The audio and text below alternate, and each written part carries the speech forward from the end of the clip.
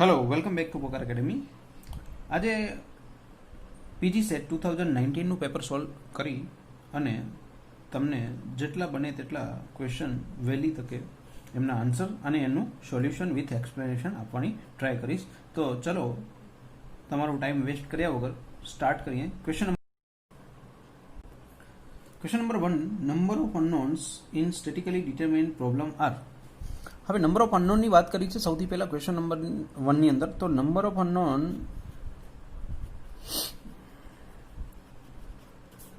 હવે સૌથી પહેલા એસઆઈ નો મતલબ અગર 0 છે, ડિટરમિનેન્ટ સ્ટ્રક્ચર છે. શું છે?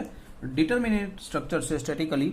તો કન્ડિશન એ હોવી જોઈએ number of equilibrium condition that must be equal to number of unknown condition. Okay, તો maximum number of equilibrium condition કેટલી? તો કે 3. તો નંબર ઓફ અનનોન પણ મેક્સિમમ કેટલા હોવો જોઈએ? 3. તો અને તો તમારી એસઆઈ શું થઈ શકે? 0 થઈ શકે. તો તમારો આન્સર શું હોવો જોઈએ? Not more than 3. Not more than 3. That is the answer for the question number 1. So A is the answer. Now next question is number of unknown in statically, the second question is the shear strength of mild steel as compared to its tensile strength is about. Generally tensile strength કરતા shear strength generally 50 to 60% હોય છે. 50 to 60%. તો હવે જોઈ લઈએ answers ની અંદર, options ની અંદર કયા કયા ઓપ્શન્સ અવેલેબલ છે. ફર્સ્ટ છે 1/4, that is the 25%. 1/3 मतलब 33%, 1/8 એટલે almost 12%, and 1/2 is 50%. So question 2 નો આન્સર તમારો થવાનો છે D. Question 3, a simply supported beam with rectangular cross section is subjected to a central concentrated load if the width and depth of the beam are double. હવે યાદ રાખો, કોઈ પણ deflection છે, ડિફ્લેક્શન અગર પોઈન્ટ લોડની વાત કરી છે, પોઈન્ટ લોડ એ પછી કોઈ પણ ટાઈપનો બીમ હોય. મેં તમને આગળના જે વિડીયોઝ છે 2018ના પેપરના સોલ્યુશન એ અગર નથી જોયો તો જોઈ લેજો. એની અંદર મેં દરેક કેસ માટે વાત કરેલી છે. તો ઓલવેઝ પ્રપોર્શનલ હોય છે ડબલ્યુ સાથે, એલની પાવર 3 સાથે અને ઈ સાથે. ઓકે, એ જે આગળનો ફેક્ટર છે એ બદલાયા કરે, પરંતુ ડબલ્યુ, એલ, ઈ આ જે રિલેશન છે એ તો આ જ રહેવાનું છે કોઈ પણ પોઈન્ટ લોડ માટે. અને યુડીએલ હશે તો એલ રેસ ટુ પાવર 4 થઈ જશે.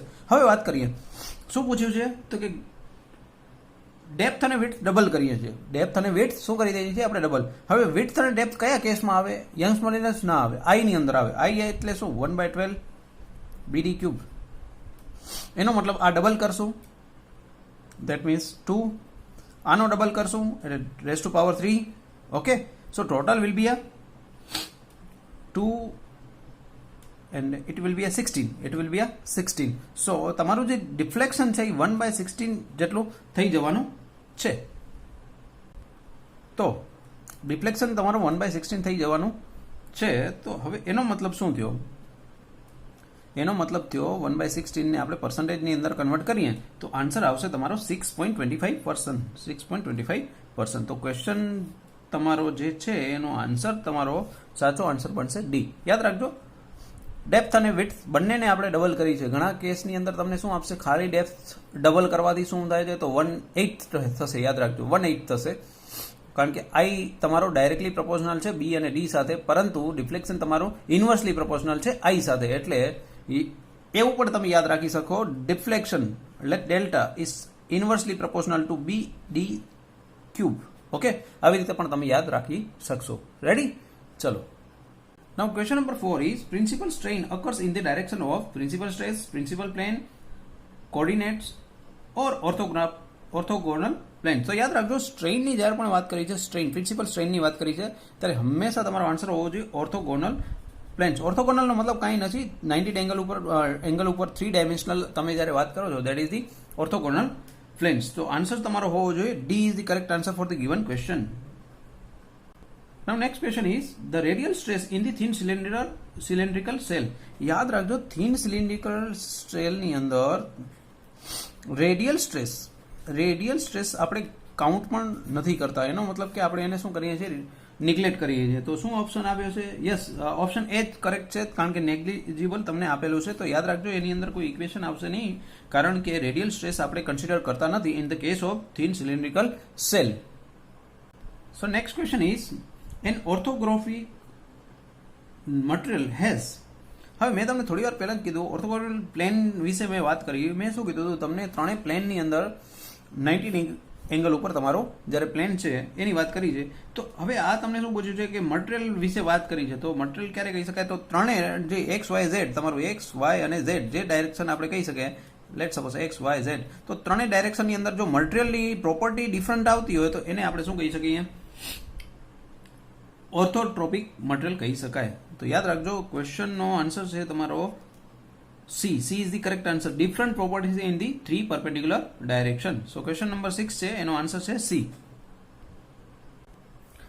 Next question is in a beam AB and A is fixed. In AB, A is fixed and reacting moment m/2 at the end of and A due to the application of moment at B is known as.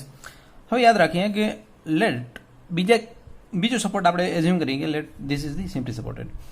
તો અગર અહીંયા એમ છે તો અહીંયા જે moment આવશે that is m/2, અને એ મોમેન્ટને શું કહીએ છીએ? જનરલી આપણે કેરી ઓવર મોમેન્ટ કહીએ છીએ. શું કહીએ છીએ? કેરી ઓવર મોમેન્ટ, જે ફિક્સ એન્ડ ઉપર આપણે જનરલી કેરી કરતા હોઈએ છીએ. તો આનો આન્સર તમારો બનવાનો છે A. A is the correct option for the given question.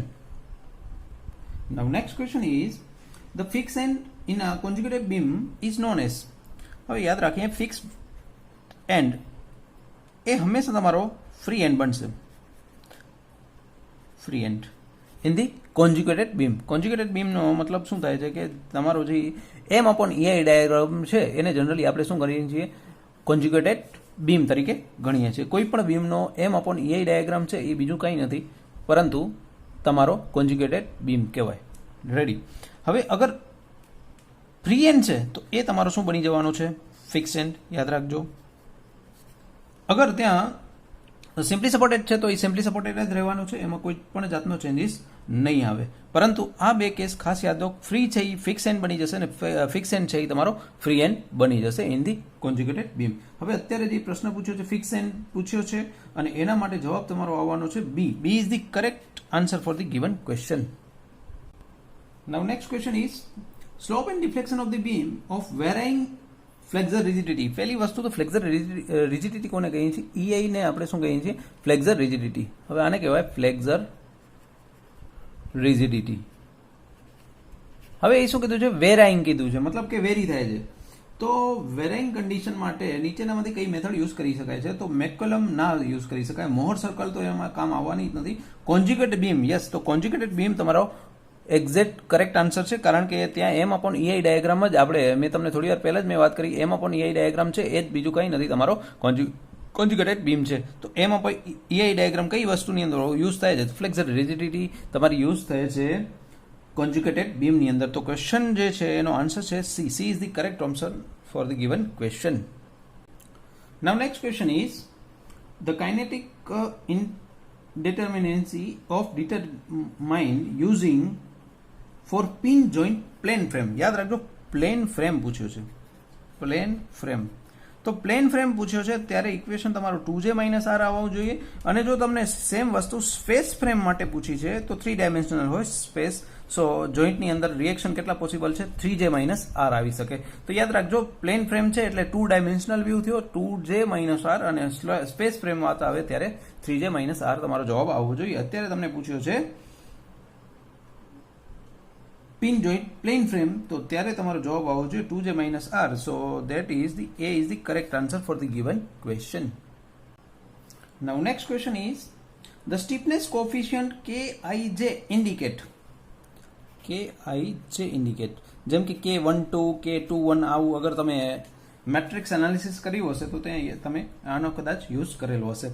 હવે એની અંદર I અને J રિપ્રેઝેન્ટ શું કરે છે? તો I હંમેશા યાદ રાખજો ફોર્સ ડેવલપ્ડ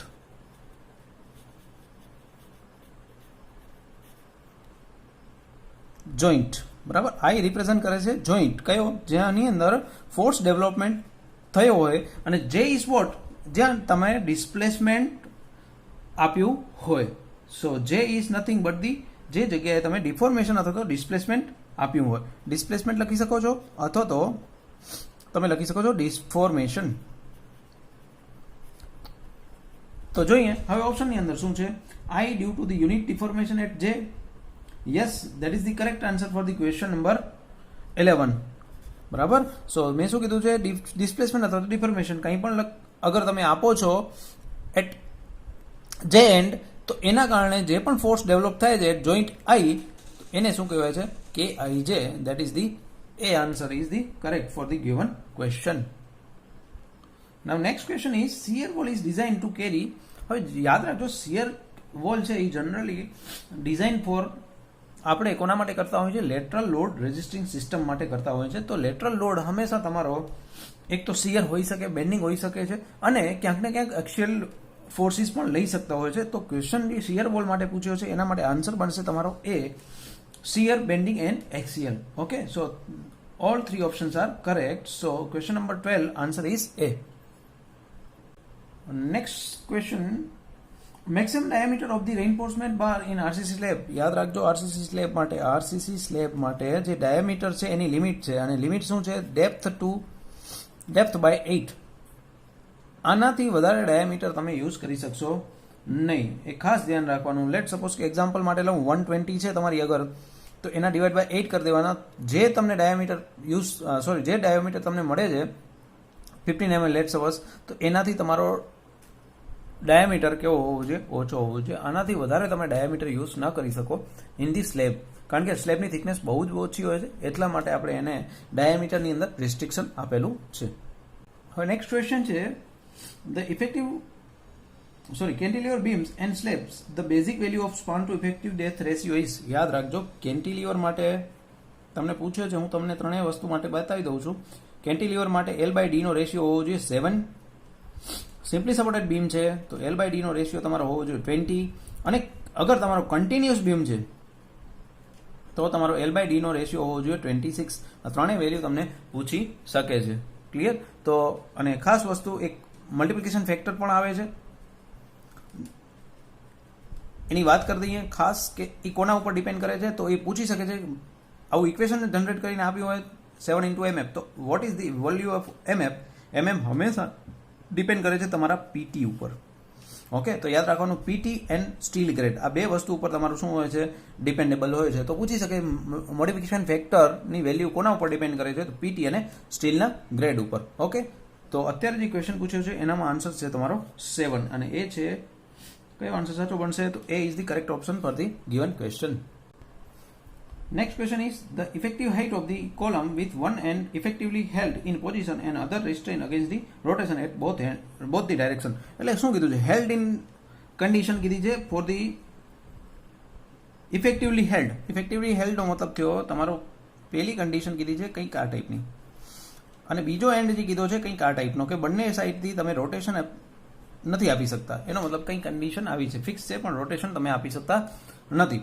હવે વર્ટિકલી ડાઉનવર્ડ થઈ શકે છે આ એન્ડ ઉપર, જ્યારે અહીંયા નથી થતો, એટલે અહીંયા કને હેલ્ડ કન્ડિશન આપી છે. તો આવું મેં તમને આખું એક ટેબલ જનરેટ કરીને આપેલું છે ગયા પેપરની માટે, જે ત્યારે પણ મેં તમને કીધું હતું આવો ક્વેશ્ચન મોસ્ટલી પૂછાતો જ હોય છે.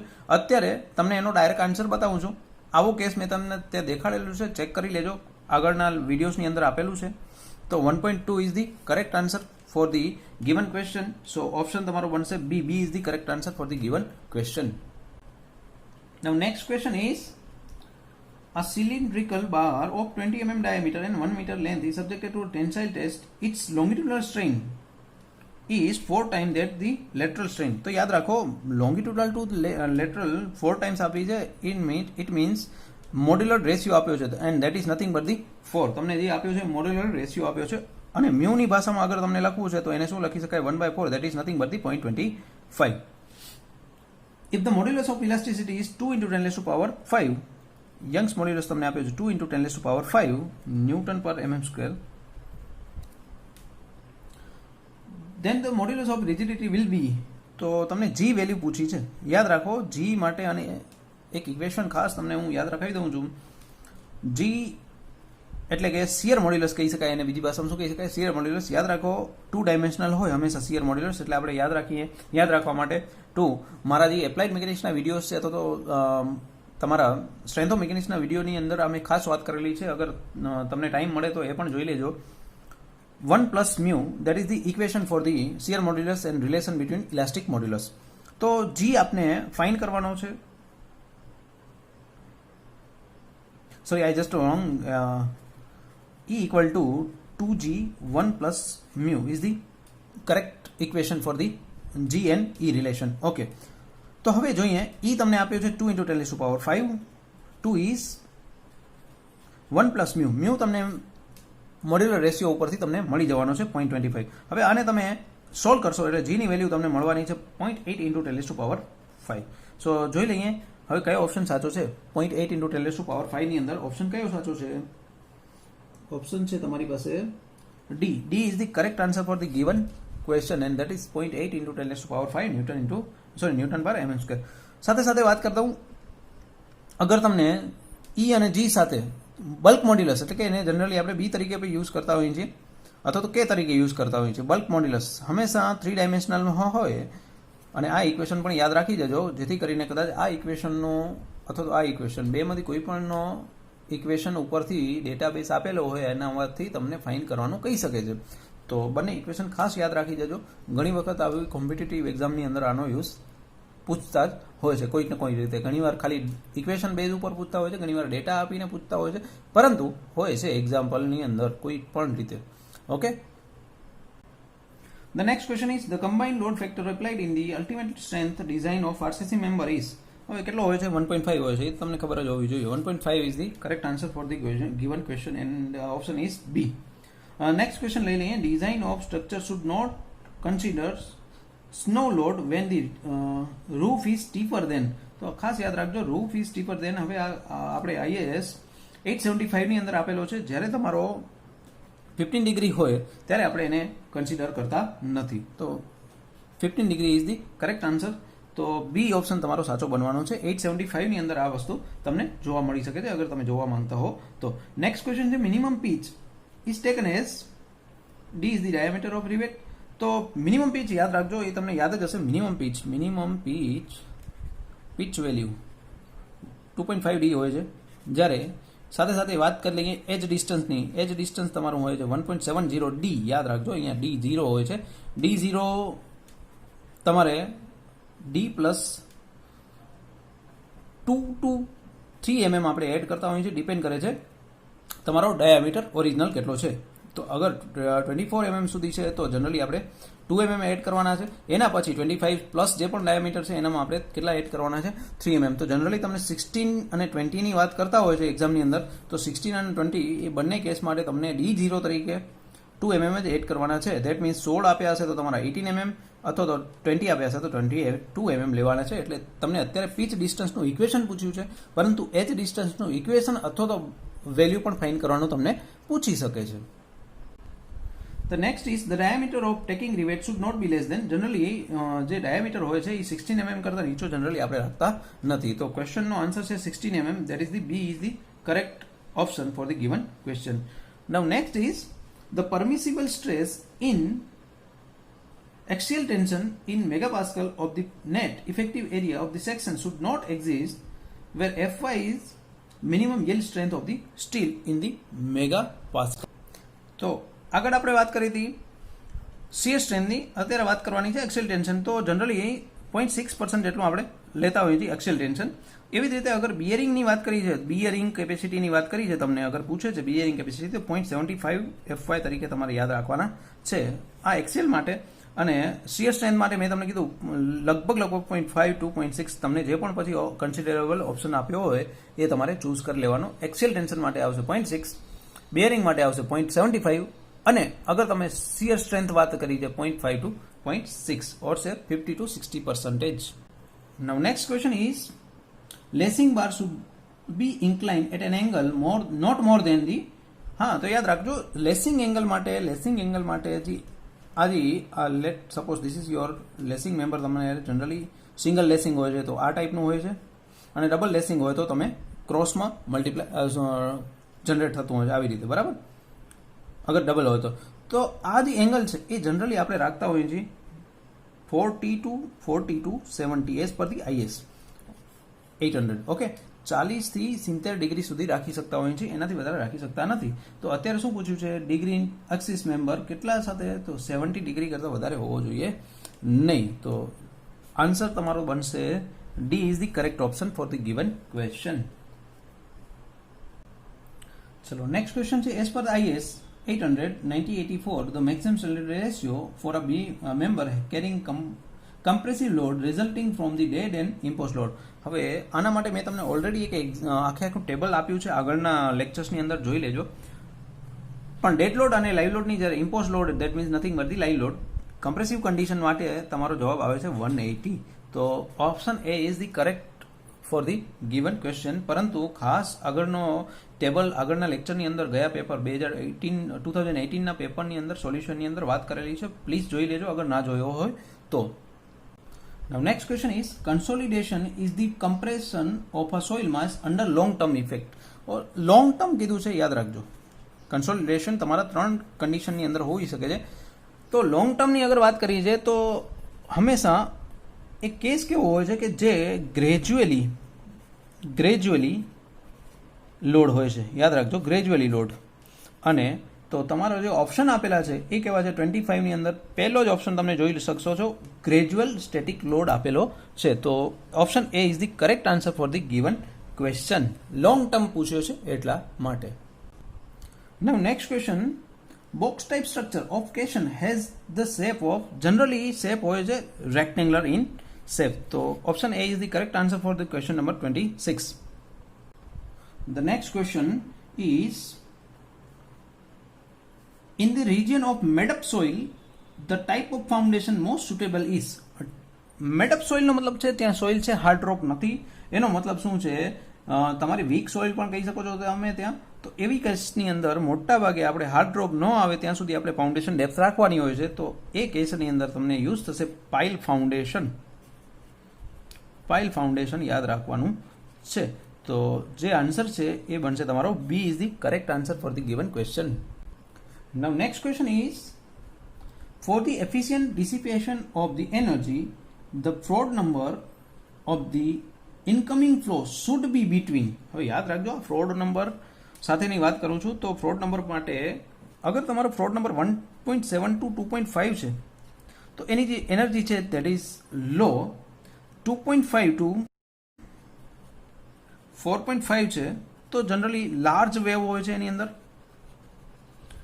પરંતુ જ્યારે તમારો 4.5 to 9 અગર તમારો ફ્રોડ નંબર છે ત્યારે એની એફિશિયન્સી જે છે 45% ટુ કરીને 70% સુધી બની શકે છે. તો મોસ્ટ એફિશિયન્ટ કન્ડિશન તમને પૂછવામાં આવી છે તો એનો જે જવાબ હોય છે 4.5 to 9. સો 30 નંબરના ક્વેશ્ચનની અંદર તમારો આન્સર હોવો જોઈએ B. B is the correct answer for the given question.